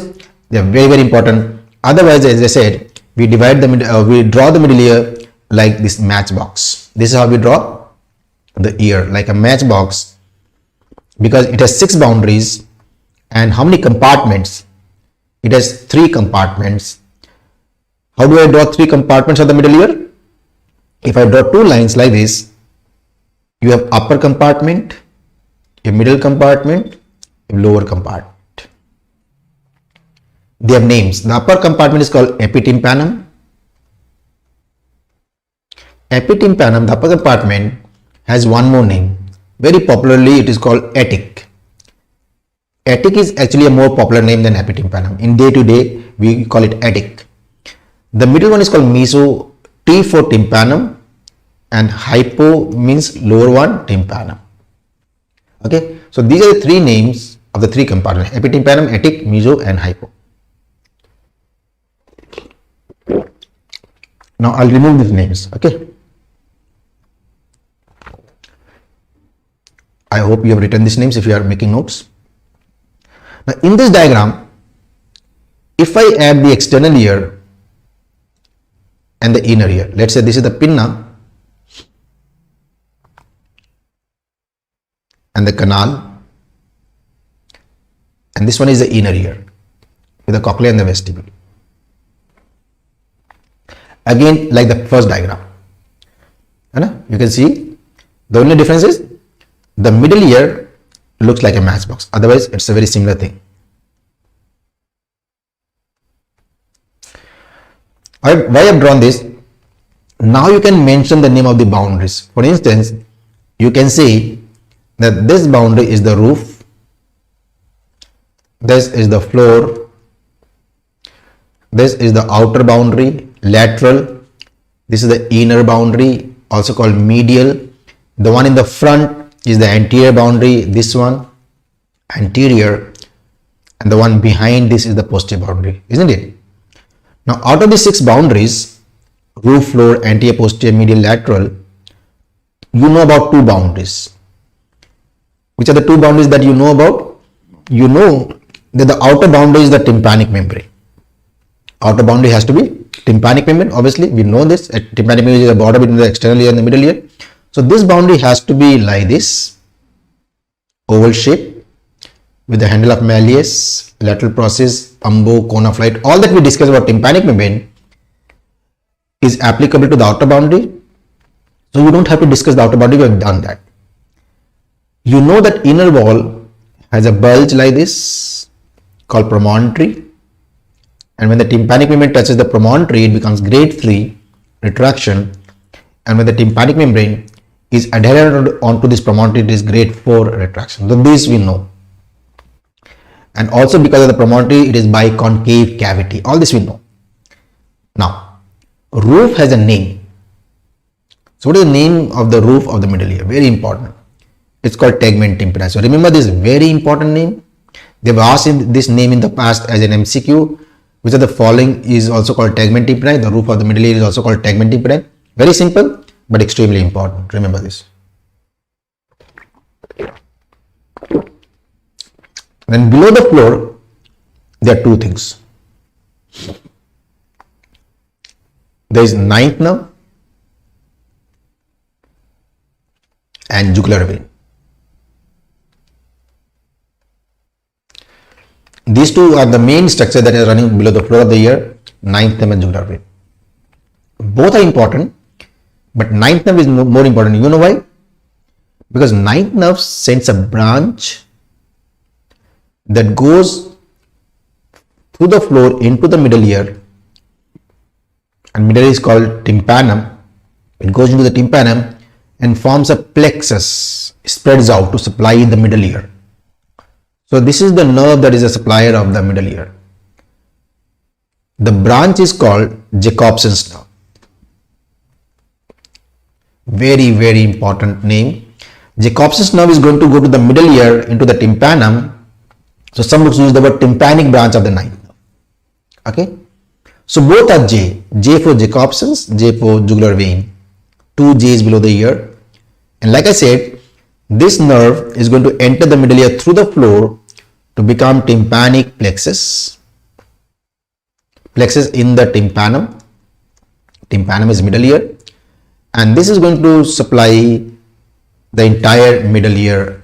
So outside we had 5 nerves, if you remember, 5 nerves, but inside you have only one important nerve, which is tympanic plexus. You can say ninth nerve or Jacobson, whatever you want to say, but it is through the floor.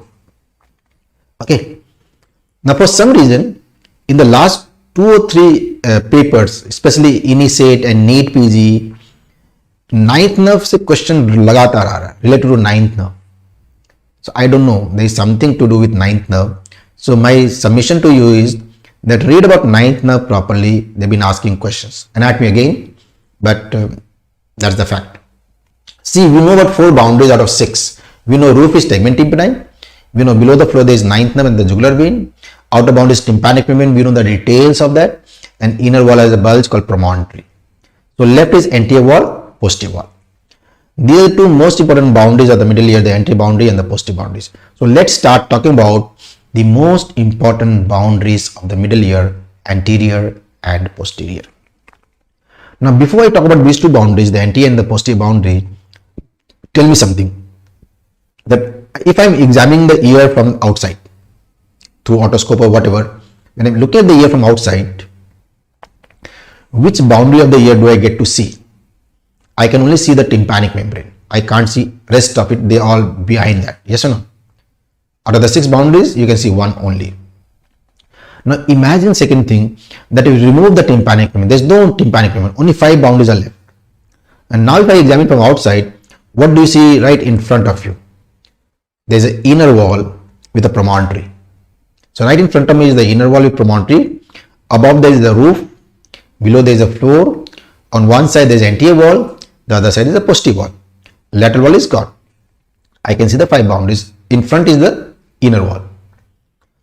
Imagine third thing, that now you open this 5-sided box. You open it up. Okay. So you have removed the tympanic membrane and you open the box and looking from outside. How does the open middle ear look like? It will look somewhat like this. Although of course this is not practical, you can't do this, but the thing is, you can imagine anything. Imagination is beyond limit. So you're imagining that we have removed the tympanic membrane and opened the middle ear. This is how it should look like. Let's say that right in the front is the inner wall, which is medial wall. The top is roof. Below is the floor. Let's say this is anterior wall. So this becomes your posterior wall, and outer wall is gone. So you can see 5 boundaries. We are imagining this. Okay. In this diagram, we are going to discuss the anterior wall, medial wall, and posterior wall. Roof and floor, nothing else to talk about. In fact, we are going to talk about the main anatomy of the middle ear now. The real anatomy starts now. So I will urge you to draw this diagram in a new page, a fresh page, because you have to write a lot of things around it. So if everything comes in one page, it's easier to revise when you are revising towards the exam. Revision becomes easy. And try to draw in the center of the fresh page, and don't draw a big one. If you draw a big diagram, you'll have no space to write. So draw a very small one, relatively, almost get an idea about this one that I've shown you. And let's start talking about these boundaries of anterior, posterior and inner wall. Now on the inner wall, one thing I know already, a bulge in the center, promontory. So I can draw the promontory like this. Let's say this is a promontory, the bulge. Let's write P here, promontory. It's a central bulge. We'll start with the anterior wall. This is your anterior wall. So let me write here anterior, ANT. And now I'm going to talk about this anterior wall of the middle ear. Now anterior wall has 2 things of significance. Before I talk about those 2 things of significance on the anterior wall, I'll mention something which is just anterior to the anterior wall. There's a vessel going like this, just anterior to the anterior wall, carrying blood through it, and this is internal carotid artery. If you remember, just below the floor of the ear, a vein runs like this, carrying the blood towards the heart, and this is the internal jugular vein. So these two great vessels are very close to the middle ear. Just below is the jugular vein, just anterior to the is the internal carotid artery. Right. So just by the way, this was just by the way. On the anterior wall, there are two openings. There is a small opening at the top like this. It's a canal actually. And there is a bigger opening below that. It's a tube actually. Now tell me, what is the small opening on the anterior wall of the middle ear? This small opening can be called, I told you it's a canal. So canal for a muscle. Which muscle? A muscle called tensor tympani muscle. Relatively important name. Now you know two things about this from the name. That a muscle comes in the ear through this canal, and the name of the muscle is tensor tympani muscle, isn't it? Second thing, if they ask you, can you name any muscle of the middle ear? You know one muscle, tensor tympani muscle. You know this. Long back, they'd ask the nerve supply of this muscle. Which are the following nerves supply the tensor tympani muscle? It's a challenge question. Let's see. Can you name the branch, the nerve that supplies the tensor tympani muscle? This was asked almost 7 or 8 years. It's an old question. Let's see how many of you can answer this. Nerve supply of tensor tympani muscle. It's a challenge question for you. Get it, guys.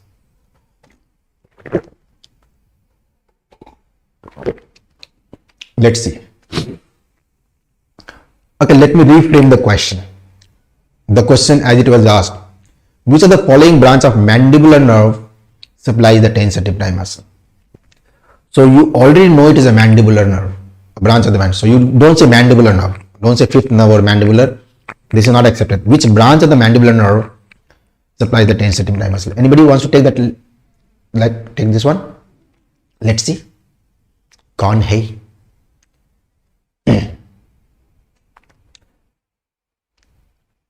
Come on, guys. Somebody, कुछ भी लिख दो, कुछ तो सोचो. Google ही करके देख लो यार. चीटिंग कर लो. क्या फर्क पड़ता है? So Naina is writing something. Rajat was writing, but he stopped. Okay, I'll tell you. The nerve is called nerve to medial pterygoid. Nerve to RN got it right. Medial pterygoid. Very good. Absolutely superb. RN, Amisha, Rajat, Gopal, Darshan Jain, it is not accepted. It is for the posterior trunk of the mandibular, but posterior trunk itself does not supply. Posterior trunk does not supply anything. It gives branches. So posterior trunk is not the right answer. Nerve to medial pterygoid, exactly, spot on. Very good. I'm so happy that many of you know this. Good. Okay. And second is this tube. This tube, which is a very popular tube. Everybody, the entire world knows the name. Eustachian tube. So Danish, it is not auriculotemporal. It's nerve to medial pterygoid. Okay. This one nerve to medial pterygoid, supplies 4 muscles actually. 4 muscles, one nerve. So try to find out. It's the homework for you. Okay, which are the muscles that are supplied by but station tube is very important. There are 5 to 6 MCQs from here. Extremely important. Okay. So from the name I know, it's a tube like this. Where does the other end of the tube open?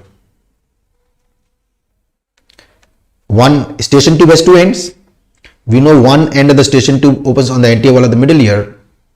Where does the other end of the station tube open? On the lateral wall of nasopharynx. So station tube is a tube that runs from the anterior wall of the middle ear to the lateral wall of the nasopharynx. Now I draw the nasopharynx like this. This is the pharynx. Let's say this is the face, and this entire posterior column that I'm drawing right now is the pharynx. Now we'll talk about the pharynx in details tomorrow. Throat, pharynx is a part of the throat. So we'll discuss this in details like I said tomorrow. But I'm just giving you an idea that this pharynx is divided into three parts. This top part is the pharynx behind the nose, and therefore it's called nasopharynx. Now how do we draw the station tube in the nasopharynx? We draw it like this. It's not a complete circle. We draw it like this. This is this end. This end is this end. Okay. Now this end of the nasopharynx, which is in the of the station tube, which is in the nasopharynx, has a bulge like this, or you can say there is a bulge like this, and this bulge is called torus tubaris. When I discuss anatomy of the nasopharynx properly in the throat tomorrow, I'll show you the image also of the nasopharynx, how it looks like, how does torus tubaris station they look like exactly. I've been showing this for a very long time in all my lectures, and if you are following the question papers of the exams, or if you have written the last INICET exam, you'll know that this question was asked in the INICET exam last November. They had shown the image of the nasopharynx, and they had shown the station tube, torus tubaris, and they asked to identify structures. So very, very important. Now with this background of the station tube, what are the other important MCQs about station tube you have to know? The length of the tube. Station tube is 36 millimeters long. The way I used to remember, canal is 24, remember? Canal is 24, 12 into 2. This is 36, 12 into 3. Then what is canal made up of? Canal is outer 1/3 is cartilage, inner 2/3 is bony. We have done this. यहाँ पे the reverse is true, उल्टा है. Outer 1/3 is bony,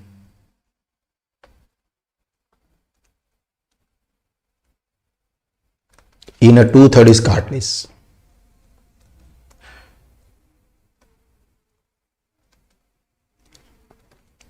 So the one in the ear is bony, inner, outer, and the one in the nasopharynx is cartilage, inner. How is the tube of the child different from adult? The child tube has to be shorter, smaller in size. It is wider actually, and straighter. Straighter means less curved, less angle, more horizontal. It is shorter, wider and straighter. And this, as we know, is torus tubaris. Now comes the two very important questions. A, what is the cause of torus tubaris? Torus tubaris is formed by muscles which are attached to this part of the station tube. And there are three muscles which are attached to this part of the station tube, and because of these muscles and the cartilage, this bulge called torus tubaris is formed. And this is a very, very important MCQ. So which are these three muscles that are attached to the station tube and contribute to the formation of the torus tubaris? Number one, there are two muscles of the palate. One is tensor, velli palatini,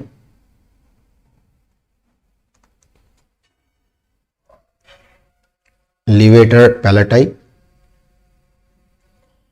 These are the muscles of the palate, and salpingopharyngeus. Remember, this is very important MCQ.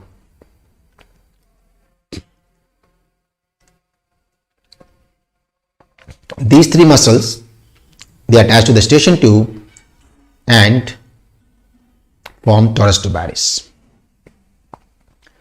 And the last thing you have to know, the function of station tube. Why do you have the tube in the first place? Station tube has two functions. One I told you, remember, it balances the pressure in the middle ear.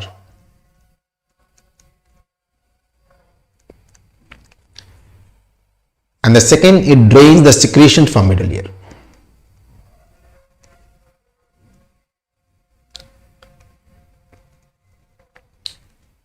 What it means is that whatever air is present in the middle ear, that air of the middle ear gets used up by the middle ear tissues. So we need fresh air all the time. And where will the air enter from? This air enters from the station tube in the middle ear to balance that pressure. And middle ear has a lot of glands. These glands have secretion. So secretions, if they is produced, they need outlet, they need to go out, and they all go out of the station tube. So something is always going in, something is always coming out of the station tube. Actually, if you want to go in or out of the middle ear, this is the only route there is. There is no other route in the middle ear to go in and out. So station tube is that route. So air goes inside to balance the pressure, and fluid comes out to drain the secretion. Now I told you that blockage of the station tube is very common. If the station tube gets blocked, none of this is going to happen. And I told you this, we have discussed this, if there is no balancing, it leads to negative pressure. And negative pressure results in retraction of tympanic membrane, which we have discussed already. Retraction of tympanic membrane. We discussed the grading, and the name of the person said grade 2 is when the tympanic membrane touches the incus and the stapes but not promontory. So all that is due to blockage of the station tube. But it can also lead to what is called barotrauma. Baro is trauma. Baro is pressure due to sudden change. A trauma due to sudden change of pressure is barotrauma. So this can also happen when the station tube is blocked, and this we very frequently experience in the flights. In the flights, very often our ear gets blocked. That's actually barotrauma. But because the balance pressure is going to take some time, the question they ask you is, barotrauma is more common when it is going up or when the flight is coming down? And the answer is when it is coming down, descending causes barotrauma more commonly.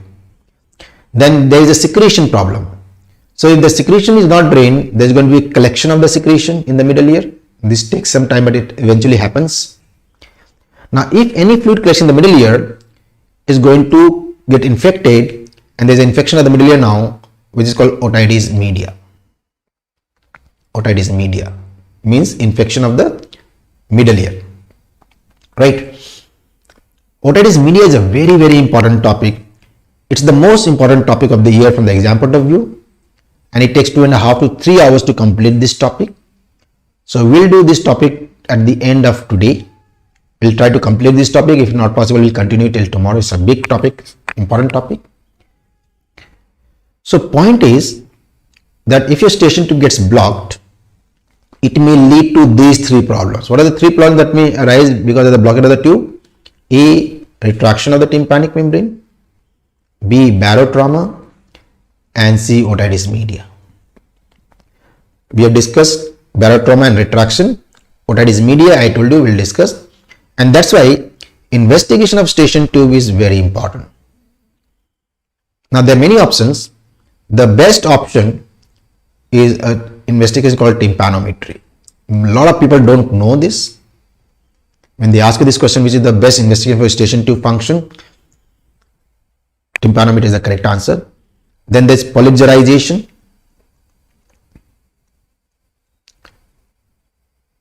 There is an instrument called polyger which can be used.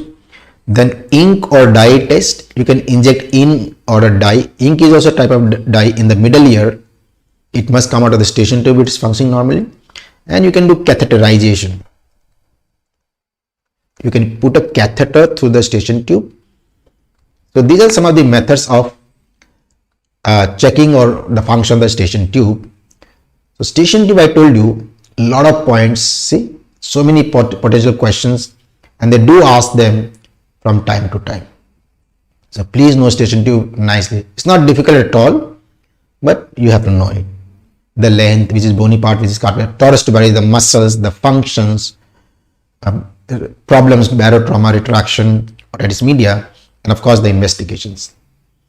Now I'll show you how the retracted tympanic membrane looks like.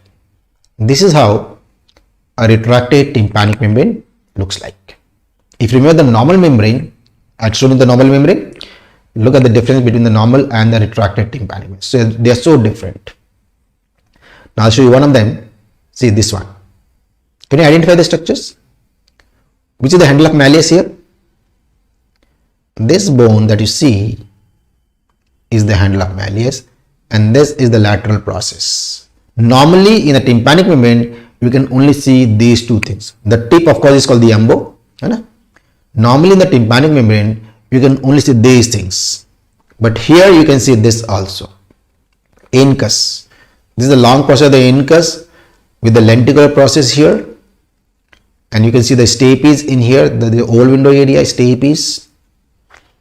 And this is the promontory, the bulge.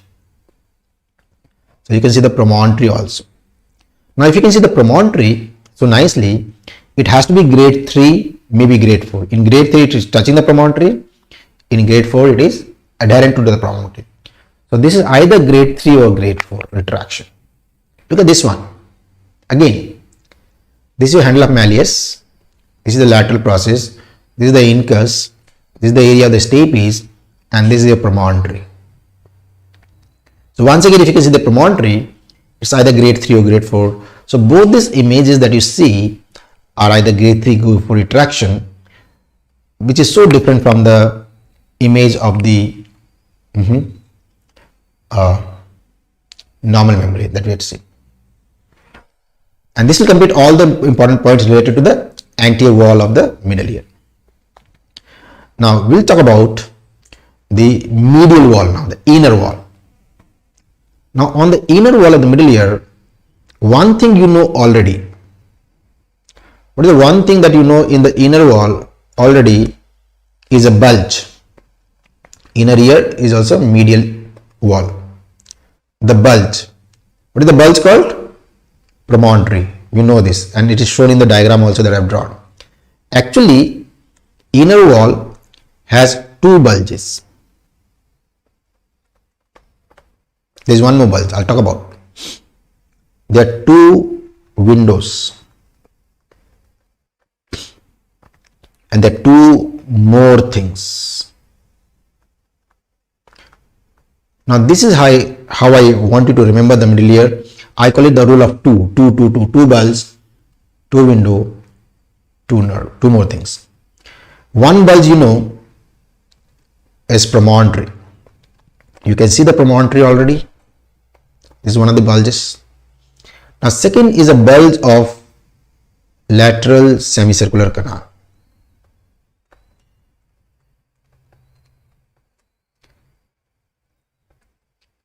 Remember, we mentioned this name lateral semicircular canal when we are talking about syringing. When you're doing syringing, and if you're not careful about the temperature, which is 37 degree, this gets stimulated in the lateral canal, and that causes vertigo and nystagmus and all that.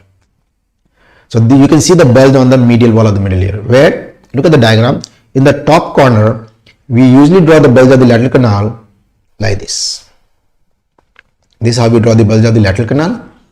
And this is very sensitive. You can't mess with this. You can't disturb this. If you disturb this lateral canal, it causes vertigo. This is what happens in syringing or any other disease. We'll discuss lateral canal many more times. Then there are two windows. Everybody knows there's an oval window and there's a round window. And the names are oval and round because the shape is like that. One is oval in shape, oval window. The other is round in shape, round window. Where are they placed on the medial wall? One is above the promontory, one is below the promontory, and they are very close to the posterior wall. So please note, oval window we draw like this. Oval in shape, just above the promontory and very close to the posterior wall like I have drawn. Please note. Round window is below the promontory. Here, round in shape, again very close to the posterior wall. Oval window above the promontory, round window below the promontory. Now we all know oval window is covered by foot plate. Foot plate comes and fits into the oval window.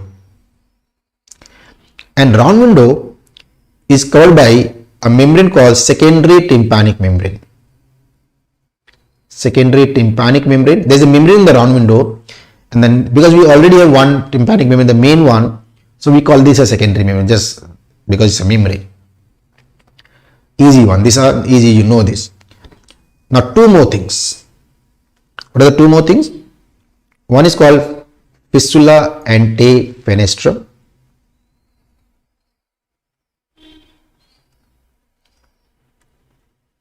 Fistula is a fistula, ante is anterior, and fenestrum is the oval window. So basically, in front of the oval window, there is a small opening, a fistula, that's called fistula antefenestrum. I can draw it like this. So this small opening that I have drawn here, pointing at arrow, is a fistula ante. The name of the meaning of the name is the same. Fistula is fistula, ante is anterior, fenestrum is oval window. Okay, and there is a fascian nerve.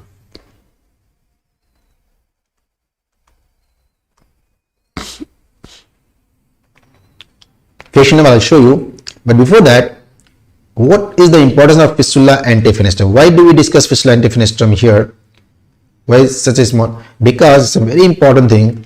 This is the most common site of a very popular disease called autosclerosis. You must be knowing about this disease, autosclerosis, such a popular disease of the middle ear. This is the second most important disease of the middle ear from the exam point of view. I told you that the most important disease is the otitis media. It's a big disease, lot of points. Second most important disease, autosclerosis. This is a simple disease. You can't go wrong with this one. If they ask you a question on autosclerosis, you have to get it right. You know why? Because simple questions, simple topics, everybody gets it right. So same level पे आने के लिए, what everybody is getting right, you also have to get those rights. If you get the simple one wrong, then you're out of the competition already. So autosclerosis is a simple topic, but important for you because you have to know everything. We'll discuss this, maybe tomorrow morning we'll discuss. But one thing you know, most common site. So when you start autosclerosis, I'll ask you this, which is the most common site. You must be able to tell me fistula antefenestrum is the most common site, and then fascian nerve. Fascian nerve runs just above the oval windows. Look at the oval window. There's a nerve running like this, just above the oval window. This nerve, that line I'm drawing, is a fascian nerve. Note it comes from the posterior wall. It is going in this direction. After coming into the posterior wall, it turns and goes down and out of the ear. So fascian nerve is not only on the medial wall, it's also running downwards on the posterior wall. Okay, and out of the ear. So it will come back when posterior wall also. Now these are the things on the medial wall of the middle ear. Two bulge, two windows, two more things. Very easy to remember, 2, 2, 2. But simple things also you have to remember. And finally, we discuss the posterior wall. Another very important boundary of the middle ear is the posterior boundary.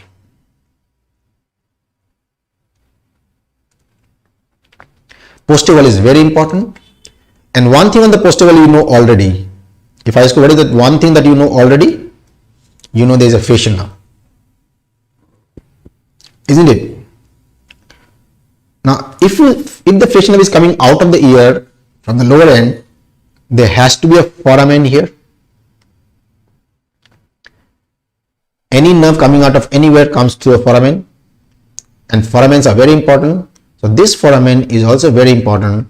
I'm sure you know the name, stylomastoid foramen, isn't it? Because this foramen lies between the styloid process and the mastoid bone, stylo. So one of the things that I know is fascian nerve, seventh nerve, through stylomastoid foramen.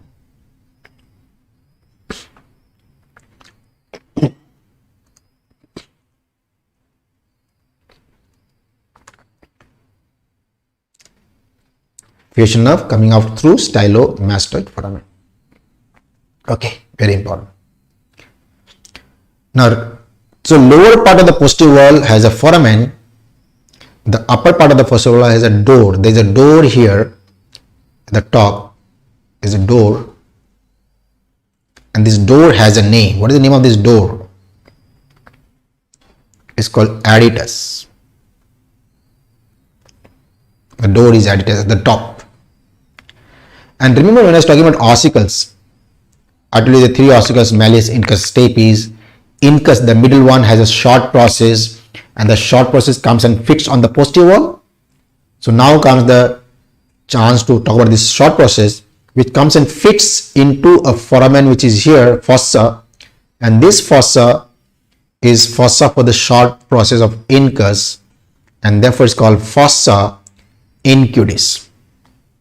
It's called fossa incudis. Okay, so these four things on the posterior wall: facial nerve through stylomastoid foramen. On one side there is a fossa incudis, and on the top there is a door called adytus, are regular points. And now I want to mention three very important names on the posterior wall, the one that you have to know. One of them is called facial recess.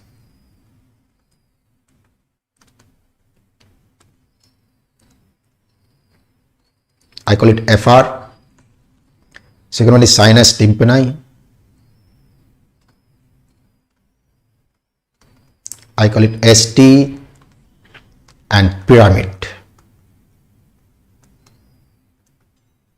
Now these are the three most important names on the posterior wall that you have to know: facial recess, sinus tympani, and pyramid, along with fossa incudis, adytus, facial nerve, and the stylomastoid foramen. This will cover all the names on the posterior wall. Right. Now first let me tell you where is FR and ST. If you look at this diagram, you can look at the posterior wall and you can see the facial nerve going down. One side of the facial nerve is FR, the other side is ST. This side of the facial nerve is FR, I'm writing here. The other side is ST, sinus tympani. So ST is near the medial wall of the middle ear, towards the medial wall. So you can say ST is medial to the facial nerve because it's towards the medial wall. Therefore FR is lateral to the facial nerve. And pyramid is a small pyramidal shaped bone on the posterior wall. Where is the pyramid? Can you see on the posterior wall the facial nerve is turning? Just below the turn, like this small pyramidal shaped bone, and this bone is the pyramid. Now why is pyramid important? Pyramid is important because a muscle originates from the tip of the pyramid, like this muscle. I'm drawing with gray, orange. And this muscle on the pyramid is called the stapedius muscle.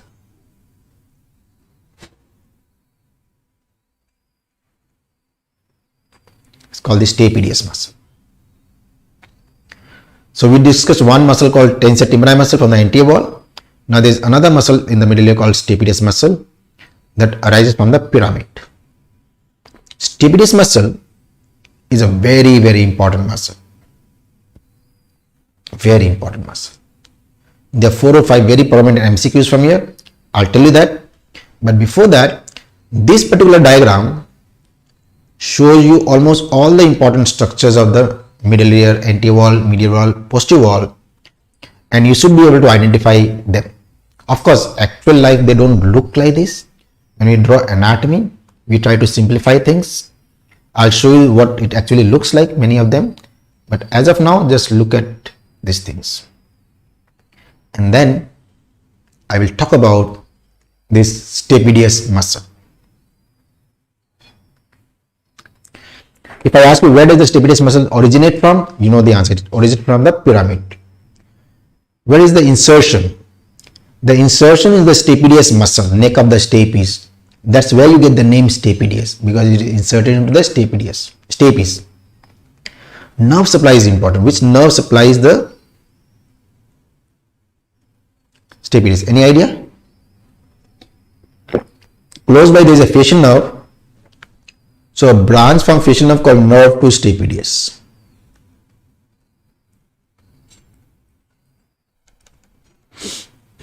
Nerve to stapedius is a branch of facial nerve. Look at this diagram. Look at the facial nerve. A branch arises from here to supply this muscle like this. Nerve to stapedius. Facial nerve has 2 more branches in the posterior wall, One is a very insignificant nerve, so we are not going to draw. There is one more nerve near the stylomastoid foramen. A branch arises and goes like this. CT. This is chorda tympani nerve. Chorda tympani.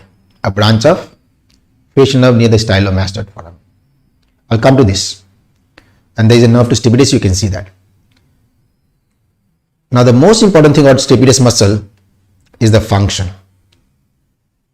Now who will tell me the function of stapedius muscle? I'm waiting for your answer. Please write in the comment the function of the stapedius muscle. Please write.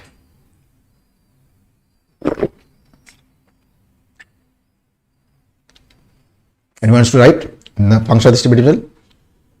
It dampens loud sound.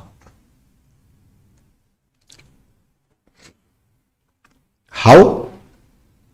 Dampen means decreases the loudness of when the sound is very loud, it decreases the loudness. How? By producing stapedial reflex. A reflex called stapedial reflex, which is also called acoustic reflex.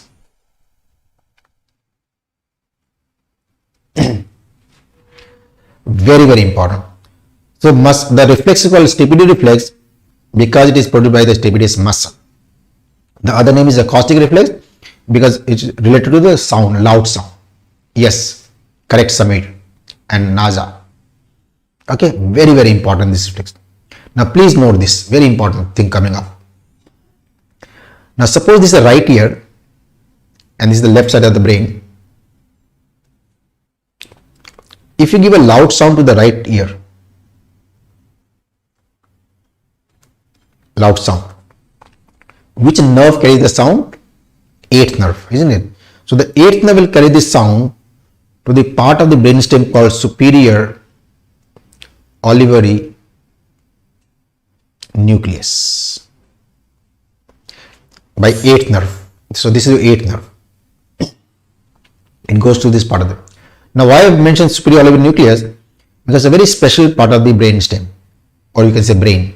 What is the special thing about superior olivary nucleus? One side superior olivary nucleus is connected with the other side superior olivary nucleus. So if the sound goes to one side of the ear to the SON, through this connection it goes to the other side also. The crossover is happening. And that's why even if you give sound to one ear, we hear on both the side of the brain because the sound will eventually cross over. And this is the MCQ, where is the sound crossing over in the brain? At the level of superior olivary nucleus, the sound is crossing over. Remember this, very important. So now what will happen if the sound is loud? Both the side of the brain is agitated. They want to decrease this, dampen the sound. So both the side of SOL will send a signal, both the side now, through the seventh nerve of this side and the seventh nerve of this side to the stapedius muscle of this side, because seventh nerve is the one that supplies the stapedius muscle, but it will go to both the stapedius muscle because now both the sides are activated and stapedius muscle is connected to the ossicle. Stapes is ossicle. So ossicles of both the side will decrease vibration. Of this side, this ossicle will also decrease vibration, and if the ossicle cannot vibrate, the sound cannot travel. When the sound cannot travel, you can't hear the sound properly, and this is called dampen. So sound dampens on right side and sound dampens on left side.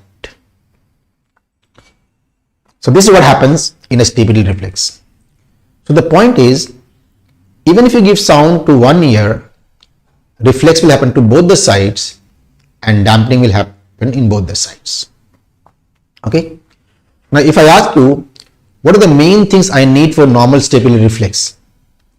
You will say, I need a eighth nerve, I need superior olivary nucleus, I need seventh nerve, I need stapedius muscle and ossicles. So these are the 5 things required for normal stapedial reflex. And if any of the 5 is damaged, you cannot have a reflex. If the reflex is absent, that condition is called hyperacusis.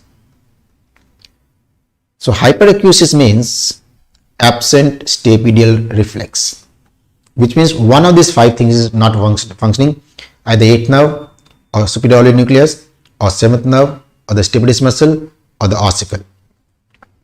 Out of the two nerve, 8th nerve is called the afferent nerve.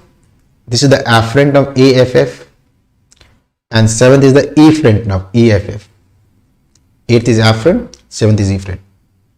Okay. Now what will happen if you give a sound, loud sound to the left ear? Suppose I give a loud sound to the left side. What will happen now? Now the left 8th nerve carries this sound to the brain, and from there it will go to the other side also because they are connected, crossover. And now both the sides, 7th nerve will bring the signal to the both muscles. Both the muscle will decrease the vibration, both the ossicles, and once again both sides the dampening or the reflex will happen. So the point is that whether you give the sound to the right side or left side, dampening will happen to both the sides. Now why I have drawn this chart? Because I want to ask you a question which is very popular. Suppose I tell you that 7th nerve on the right side is damaged, as I have shown with the cross, and you give a loud sound to the left ear. What will happen to this patient? So the question is this: a patient's right side 7th nerve is damaged, and you give a loud sound to the left ear. Which of the following will be seen in this patient? A, absent reflex on the ipsilateral side. B, absent reflex on the contralateral side. C, absent reflex on both the sides. D, normal reflex on both the sides. So please write the answer A, B, C, D. What is A? A is absent reflex on the ipsilateral side, which is left side. B, absent reflex on the contralateral side, which is right side. C, absent reflex on both the sides. And D, normal reflex on both the sides. So what's your answer A, B, C, D if I give a loud sound to the left ear if the right 7th nerve is damaged? So let's see, because these are the types of questions they ask you about stapedial reflex, and if you can remember this flow chart, you can answer such questions very, very easy. Right. So correct, Sunaina is correct, SJ is correct, DV, Dipti correct, SR is correct, Pranthi is correct, Naja is correct, DS, yes. So left side will be absent, isn't it? So similarly, correct everyone. That's all. So similarly, they can flick so many questions from here based on this. So if you can remember the chart, you can answer all the similar questions very, very easily. Okay. So this is where we'll stop for a break. I think you deserve a break. We'll stop for a break. We'll take a 30 minutes break. I've had my breakfast yet. So after a 30 minutes break, we shall come back and discuss. If you have any questions in the meanwhile, you can post on this Telegram group, so that after the break I will discuss those questions if you have any, or any other thing you want me to speed. Sometimes there is a problem with speed. Some people find it fast, some people find it slow. It's very difficult to match everybody's speed, but we try to do our best. But if you still have any doubts about the speed, anything, comment, please let me know, or any other change you want me to make. Okay. In the meanwhile, enjoy yourselves, have a tea, coffee, whatever, and we are going